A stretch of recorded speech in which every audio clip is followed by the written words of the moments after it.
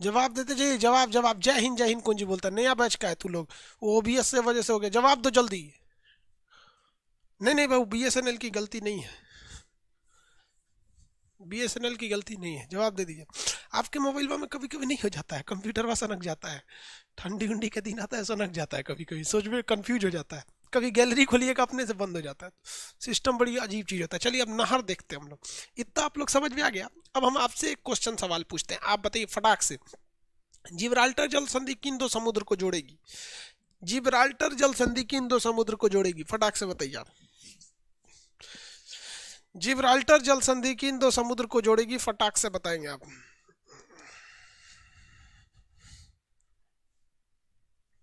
भूमध्य भूमध्य मेडिटेरियन सी और अटलांटिक महासागर। नहर देखिए ध्यान से, दुनिया में कई नहर है लेकिन तीन चार तो सबसे ज्यादा फेमस है। इसमें से एक आ जाता है आपका ना स्वेज नहर। कौन सा नहर? स्वेज नहर। ये दुनिया का सबसे लंबा नहर है और इसे मानव ने बनाया था। तो मानव निर्मित में ये सबसे व्यस्त नहर है। मानव निर्मित में एक सबसे व्यस्त नहर है। इस नहर को लेकर लड़ाई भी हुई थी, स्वेज नहर की लड़ाई। यूट्यूब पे वीडियो भी बना है, बड़ा लंबा है। ये फ्रांस की कंपनी ने बनाया था, बाद में इसको इजिप्ट ने इस पर अधिकार कर लिया। तो स्वेज नहर है ये ये मानव निर्मित नहरों में सबसे लंबा और सबसे बिजी नहर है। मानव निर्मित नहरों में सबसे लंबा और सबसे बिजी नहर है। मानव निर्मित नहरों में सबसे लंबा और सबसे बिजी नहर है स्वेज नहर। ये मैन मेड है। लेकिन जर्मनी में एक है कील नहर। जर्मनी में कौन सा है? कील नहर। कील नहर किसको किसको जोड़ेगा? अगर आप ध्यान से देखेंगे ना यूरोप का नक्शा, तो ये कील नहर किसको किसको जोड़ेगा? ये है जर्मनी, ये है कील नहर। ये बाल्टिक सागर को जोड़ता है किससे? उत्तर सागर से। ये मैन मेड नहीं है, नेचुरल है। और ये स्वेज नहर से भी बिजी है। स्वेज नहर से भी बिजी है। अगर आपसे ये सवाल पूछ दिया जाता है कि दुनिया में सबसे बिजी नहर यानी सबसे ज्यादा पानी वाली जहाजें, नाव, सी बोट किस पे से जाती हैं, तो आप बनाएंगे कील नहर पे। लेकिन वो स्पेशलाइज करके बोलेगा कि नहीं, मैन मेड कैनाल यानी मानव निर्मित नहर में सबसे बिजी कौन है, तब स्वेज नहर होगा। अदरवाइज में सबसे ज्यादा बिजी आपका कौन सा है? सबसे ज्यादा बिजी आपका कौन सा है? कील नहर है। सबसे ज्यादा बिजी कील नहर है। ये दोनों नहर में एक कॉमन खासियत है, नदी की तरह खोद दिया गया है, नहर बन गया है। लेकिन यहाँ पर क्या है, पनामा नहर में, पनामा नहर में ऐसी विशेषता नहीं है। पनामा नहर में जो नहर के बीच बीच में फाटक लगे हुए हैं, मतलब एक जहाज से दूसरी जहाज के बीच में क्या लगे हैं सर? फाटक लगे हैं सर, पनामा कैनाल में। तो उस नहर में विशेषता क्या है पनामा नहर की, कि वो पूरा खुला नहीं है, बीच बीच में क्या है, लॉक सिस्टम में फाटक लगा हुआ है।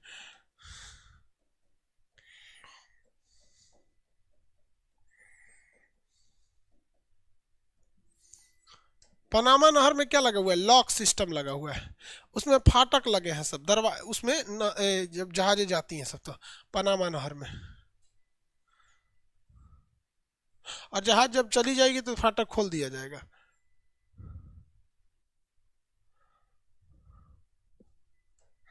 देखिए, तो ये एक बार एलडीसी में क्वेश्चन पूछा था कि इन चारों नहर में से, कील नहर दिया था, पनामा नहर दिया था, कहा था कौन सा नहर बाकियों से अलग है। तो पनामा नहर जो है ना भैया, वो बाकी नहरों से अलग है। देखिए यही है आपका पनामा नहर। आप इसमें दरवाजा आराम से देख सकते हैं। यहाँ आपको नजर आएगा एक पानी वाली जहाज है, दिख रहा है? ये पानी वाली जहाज है, पानी वाली जहाज है। जब अगर इसमें से किसी जहाज को जाना है ना, तो इस दरवाजे को खोल दिया जाता है, जहाज इसमें चली जाती है, फिर इस दरवाजे को बंद कर दिया जाता है, फिर इस दरवाजे को खोला जाता है। तो ये लॉक सिस्टम पे बनाया गया है। क्यों? क्योंकि जब पानी को आप लॉक कर देते हैं ना, तो उसका घनत्व तो बढ़ जाता है और पानी का तल उठ जाता है। जिस वजह से आपको यहाँ देखिए, ये वाला पानी का लेवल थोड़ा नीचे दिखेगा, ये उससे ऊपर दिखेगा, ये उससे ऊपर दिखेगा। हालांकि है सब एक लेवल पे, लेकिन बंद नहीं करेंगे ना, खुला छोड़ देंगे तो खुला पानी अपना लेवल खुद से बराबर कर लेता है। खुला पानी अपना लेवल खुद से बराबर कर लेता है। तो ये बाकी नहरों से क्या है, सब अलग है सब। किस मैटर को लेकर? लॉक सिस्टम को लेकर। किस सिस्टम को लेकर भैया? लॉक सिस्टम को। अभी सबसे नया नहर कौन सा बन रहा है थाईलैंड में, आप बताइए। थाईलैंड में जो नया नहर बनाया जा रहा है वो आप बताएंगे। थाईलैंड में जो नया नहर बनाया जा रहा है आप बताइए, उसको हम नहीं बताएंगे।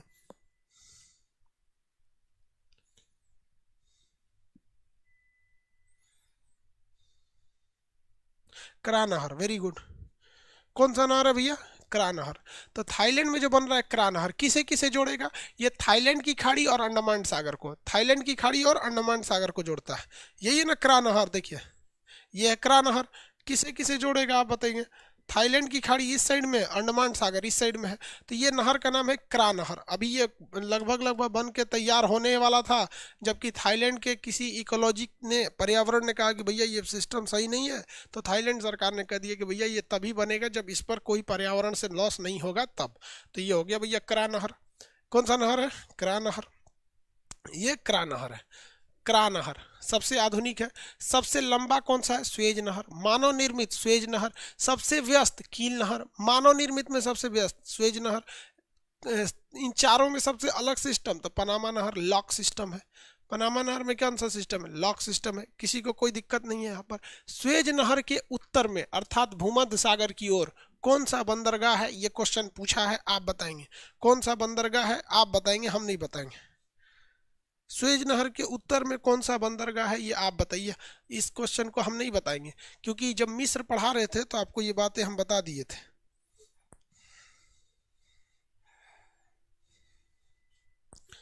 Port Said, very good.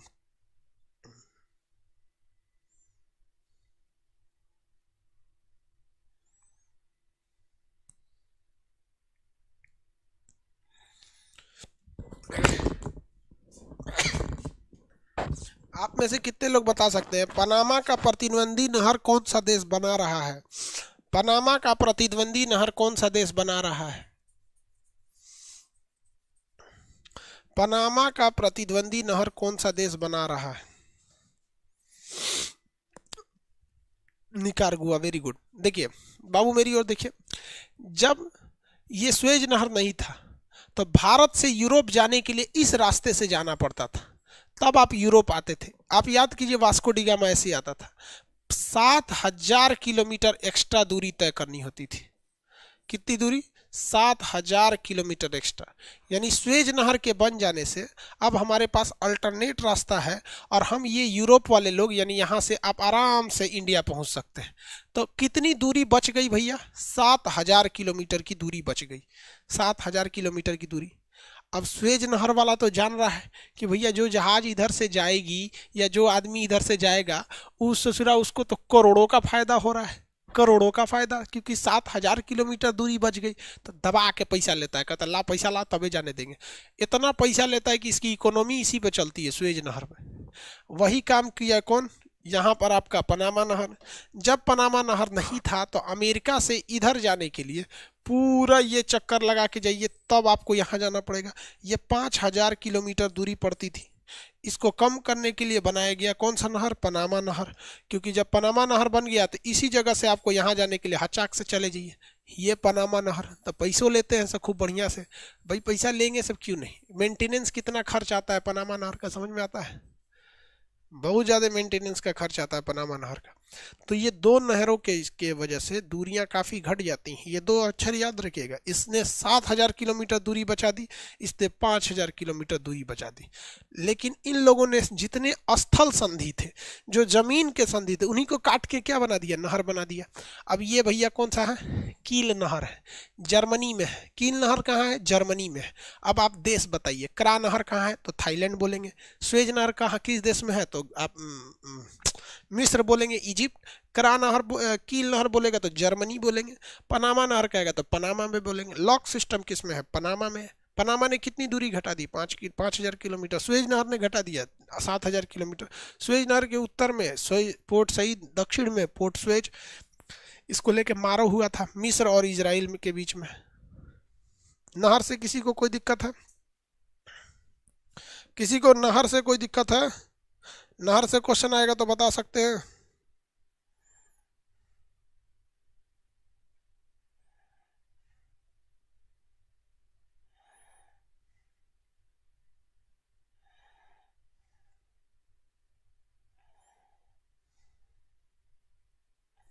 कोई दिक्कत नहीं, वेरी गुड, अच्छी बात है। चलिए हम लोग अब आगे देखते हैं। हम लोग जल संधि, जलधारा, इस सब के बारे में देख लेते हैं। क्या होती है भैया जल संधि और क्या होता है जलधारा? जल संधि जलधारा में क्या अंतर होता है? एक को कहते हैं जलधारा, करंट होता है एक को। जलधारा क्या होता है? करंट होता है। सबसे पहला होता है एक ड्रिफ्ट, ड्रिफ्ट इसे कहते हैं प्रवाह। इसके बाद होता है करंट, इसे कहते हैं धारा। इसके बाद होता है आपका स्ट्रीम, स्ट्रीम इसे कहते हैं महाधारा, महाधारा। देखिए भैया, कुछ भी नहीं होती है धारा। समुद्र के पानी जब आगे बढ़ता है, समुद्र का जल जब आगे बढ़ता है तो इसी को क्या कहते हैं? धारा कहते हैं। समुद्री जल के आगे बढ़ने को हम क्या कहते हैं? धारा कहते हैं। समुद्री जल के आगे बढ़ने को हम क्या कहते हैं? धारा कहते हैं। जब स्पीड बहुत कम रहती है तो उसे प्रवाह कहते हैं। थोड़ी स्पीड बढ़ेगी तो धारा कहेंगे, और बढ़ जाएगी तो महाधारा कहेंगे। जैसे ये मैट्रिक हो गया, इंटर हो गया, ये ग्रेजुएशन हो गया, कोई अंतर नहीं है। प्रवाह बहुत धीमी गति से चलती है, धारा थोड़ी तेज गति से चलती है, और महाधारा यानी स्ट्रीम बहुत ही तेज गति से चलती है। जैसे आप ये सुने होंगे दक्षिणी प्रशांत प्रवाह, आप सुने होंगे किनारी की धारा, आप सुने होंगे गल्फ स्ट्रीम, ऐसे सुने हैं आप लोग। तो ये जो धाराएं होती हैं ये स्पीड के हिसाब से चलती हैं। किसी का स्पीड ज़्यादा, किसी का स्पीड कम, तो स्पीड के हिसाब से इनको अलग अलग नाम दिया जाता है। सबसे कम स्पीड किसकी होती है? प्रवाह की, ये बहुत कम देखने को मिलती है। सबसे ज़्यादा स्पीड किसकी होती है? स्ट्रीम की, ये भी कम देखने को मिलती है। ये एवरेज होती है तो ये ज़्यादा देखने को मिलती है। अब ये धाराएं चलती क्यों हैं? ये धाराएं चलती क्यों हैं? पहला रीजन पृथ्वी का घूर्णन, क्योंकि पृथ्वी घूम रही है इसलिए पानी भी घूम रहा है। दूसरा एक झटका लगता है पृथ्वी के घूमने से जिसे कहते हैं कोरियोलिस फोर्स। तीसरा कारण है हवाएं, हवा आंधी चलेगी तो पनियों को लेके बहने लगता है, देखते होंगे हवाएं। उसके बाद क्या है? गुरुत्वाकर्षण। ये सारा कारण है। इसके अलावा एक और कारण है घनत्व में अंतर। जिधर पानी, जहाँ का पानी ज़्यादा घना रहेगा वो कम घना पानी की ओर ढकेल देगा। इसके अलावा बनावट में भी अलग है। अगर रास्ते में पहाड़ आ जाएगी तो जलधाराएं उधर नहीं जाएंगी, पहाड़ नहीं रहेगी तो जाएंगी। तो कई कारण होते हैं सब इनके आने जाने के लिए। ड्रिफ्ट, करंट, इस सब में किसी को कोई दिक्कत नहीं होना चाहिए। आगे बढ़े सर। पनामा नहर भी तो मानव निर्मित है। बिल्कुल भाई, कील नहर को छोड़ के सब मानव निर्मित नहर है। कील नहर को छोड़ के सब के सब मानव निर्मित है, चाहे वो पनामा हो, चाहे स्वेज हो, चाहे क्रा हो, सब मैन मेड है। कील वाला ओरिजिनल है, मतलब नेचुरल है। अब मेरी ओर ध्यान से देखिए, जलधाराएं दो तरह से होती हैं। एक होती है गर्म, इसमें तो किसी को कोई दिक्कत नहीं होना चाहिए।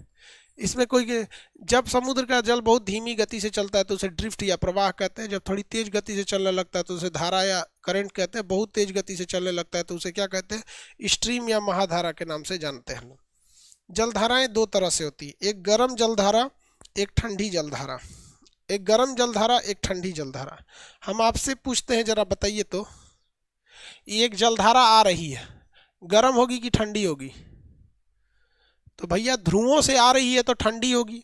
तो जिस धारा की उत्पत्ति दक्षिणी ध्रुव या उत्तरी ध्रुव के पास से होती है वो ठंडी होती है, और जिन धारा की उत्पत्ति विषुवत रेखा के पास से हो जाती है, विषुवत रेखा के पास से हो जाती है, उसे हम लोग क्या कहते हैं? गर्म जलधारा। तो विषुवत रेखा से उत्पन्न होने वाली जलधाराएं गर्म होती हैं, और विषुवत रेखा से होने वाली जलधाराएं गर्म, और ध्रुवों के पास से उत्पन्न होने वाली जलधाराएं ठंडी होती। इतना तो कंसेप्ट पता चल गया। अब हम आप ही से पूछते हैं, फॉकलैंड जलधारा कहाँ बहती है? ठंडी होगी कि गर्म होगी? तो कोई याद करने की जरूरत नहीं। आप याद कीजिए, अर्जेंटीना के पास एक द्वीप था जिसका नाम था फॉकलैंड द्वीप। कौन सा द्वीप? फॉकलैंड द्वीप। तो फॉकलैंड के पास उत्पन्न हुई होगी, इसलिए इसका नाम है फॉकलैंड की धारा। किस महासागर में? तो दक्षिणी अटलांटिक में बहती है। अटलांटिक याद रखिए, उसका निचला भाग, इसलिए दक्षिणी अटलांटिक कहेंगे। गर्म होगा कि ठंडा? आप बताइए ना, फॉकलैंड की धारा गर्म होगी कि ठंडी होगी? आप ही बताइए, हम क्या लिए बताएंगे? कोल्ड होगी। वेरी गुड, इसमें दिमाग क्या लगाना है यार। अब मेरी ओर ध्यान से देखिए, ये यूपीएससी 2013 में क्वेश्चन पूछा था कि मछली पकड़ने के लिए सबसे अच्छा जगह किसे माना जाता है? तो जहाँ गर्म हवा जलधाराएं और ठंडी जलधाराएं आपस में मिलती हैं, उसे हम, वो जगह जो होता है वो मछली पालन के लिए बहुत अच्छा माना जाता है। उसे मत्स्य उद्योग के लिए बहुत अच्छा माना जाता है। क्यों? क्योंकि यह एरिया ना ठंडा रह जाता है ना गर्म रह जाता है, इसलिए मछलियाँ यहाँ आके खूब अच्छा कबड्डी खेलती हैं। यहाँ ससुरी ठंड में परेशान रहती हैं और गर्मी में परेशान रहती हैं सब। तो ये बहुत अच्छा जगह हो जाता है। और यहाँ टेम्परेचर इतना बेहतरीन हो जाता है कि यहाँ एक घास, एक शैवाल उत्पन्न हो जाता है, एल्गी, जिसे कहते हैं प्लैंकटन। प्लैंकटन, प्लैंकटन नामक शैवाल हो जाता है, जो मछलियों को बहुत अच्छा लगता है खाने में। लेकिन ये ज़्यादा गर्म पानी में भी नहीं होगा और ठंडा में भी नहीं होगा, इसलिए यहाँ क्या छा जाता है, प्लैंकटन छा जाता है। मछलियाँ उसे खाने आ जाती हैं। और आदमी जैसन खच्चर तो दुनिया में कोई है नहीं, वो आके मछलियाँ पकड़ ले जाता है। एगो पानी वाली जहाज लाएगा इस तरह से, एगो दूसरी जहाज लाएगा इस तरह से, बस इसके बीच में क्या लगा दिया, जाली। अब यहाँ खूब मछली है सब, कोई दिक्कत नहीं, ये इधर से गया, ये इधर से गया, सारी मछली टंगा गई सब, सारी मछली टंगा गई सब। तो ये ससुरा मछली पकड़ लेता है सब।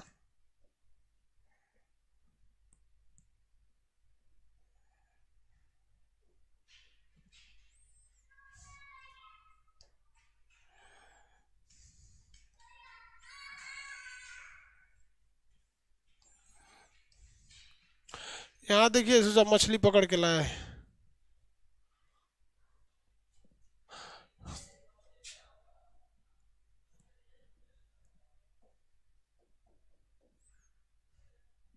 बहुत बड़की बड़की ससुरा जाल होती है सब मछली पकड़ने वाला, हम आपको कैसे दिखाए, देखिए देखिए यहाँ पकड़ के लाया है मछली इसको।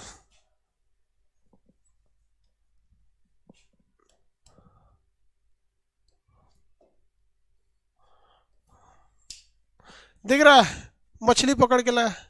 और यहाँ चील कौए उड़ रहे होंगे सब, ई ससुरा नोच नोच खाने लगता है ऐसे इसको, अरे मछलियाँ हमको भी दे, हमको भी दे, मार के ले आया, आराम से टांग लिया इसे मछली उठा के। अभी तो बड़ी तो सोच छोट मट है एकदम, मतलब बहुत बच्चा वाला है, बड़ा बड़ा पकड़ लेता है ऐसा।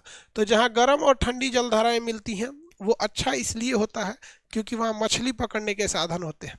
और इसकी एक नेगेटिव पॉइंट ये है कि वहाँ कोहरा छा जाता है, जिस वजह से नाव चलाने में बहुत दिक्कत आता है, एक्सीडेंट भी हो सकता है, एक्सीडेंट हो सकता है। और टाइटेनिक इसीलिए लड़ गई थी क्योंकि उसको कोहरा में कुछ दिख नहीं रहा था, वहाँ गर्म और ठंडी दोनों जलधाराएं आकर मिल रही थी, तो वो ठंडी वाले को भी पार कर रहा था, जिस वजह से बर्फ से टकरा गया क्योंकि आगे कोहरा छा गया था, घना कोहरा छा गया।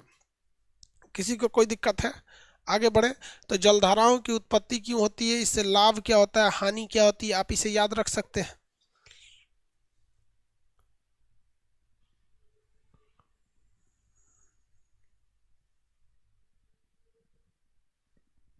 मटेरियल में भरवा दीजिए, आप मटेरियल खोलिए उसमें भरिए, मटेरियल खोलिए उसमें भरिए। लिखा हुआ है प्रवाह, तो लिखिए इसकी गति सबसे कम होती है। उसके नीचे लिखा हुआ है धारा, लिखिए इसकी गति औसत होती है बीच में। उसके नीचे क्या लिखा है, विशाल, विशाल धारा या स्ट्रीम, लिखिए ये दो धाराओं से मिलकर बनता है, इसकी गति सबसे तेज होती है। कुछ भरना ही नहीं है उसमें, क्या है भैया, बस स्पीड बढ़ाते जाइए, वहां पे हो गया। उसके नीचे तो लिखा ही है मत्स्य उद्योग, मत्स्य उद्योग लिखा है कि नहीं लिखा है, आप स्ट्रीम में लिखिए पहले, बस स्ट्रीम में लिखिएगा, यह दो धाराओं से मिलकर बनती है, इसकी स्पीड सबसे ज्यादा होती है। या दो धाराओं से मिलकर बनती है, इसकी स्पीड सबसे ज़्यादा होती है। अब इसके आगे अब भरवाते चलेंगे, अब कल पढ़ाएंगे। अब आप लोग का क्लास कभी डिस्टर्ब नहीं होगा, sorry for your convenience. Babu actually क्या था कि रेलवे के एग्ज़ाम्स थे, कोर्स ख़त्म नहीं होता तो लड़का चिल्ला चिल्ला के बर्बाद कर देता, इसलिए कोर्स ख़त्म करना ज़रूरी था। जिन लड़कों ने नक्शा में क्लास किया उनको रेलवे में बहुत हेल्प किया, और बीपीएससी में तो पूछिए मत, हेल्प बहुत किया। समझ में आ गया कि नहीं आ गया। अब हम लोग 1 जनवरी को, मतलब 1 जनवरी को क्लास रखेगा कि नहीं आदमी, नहीं दिक्कत उससे, वो आप डिसाइड कीजिएगा। 1 जनवरी को आप लोग को क्लास रखेंगे, कुछ आपको बताएंगे कि भैया आगे कैसे कैसे क्या कर सकते हैं।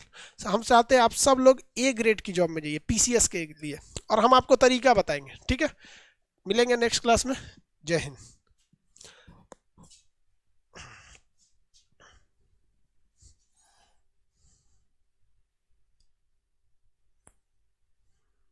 अब कोई दिक्कत नहीं है यार, छुट्टी नहीं था, वो मेनली था रेलवे के क्लास को लेके यार, 6-6 घंटा क्लास चलता था रेलवे का।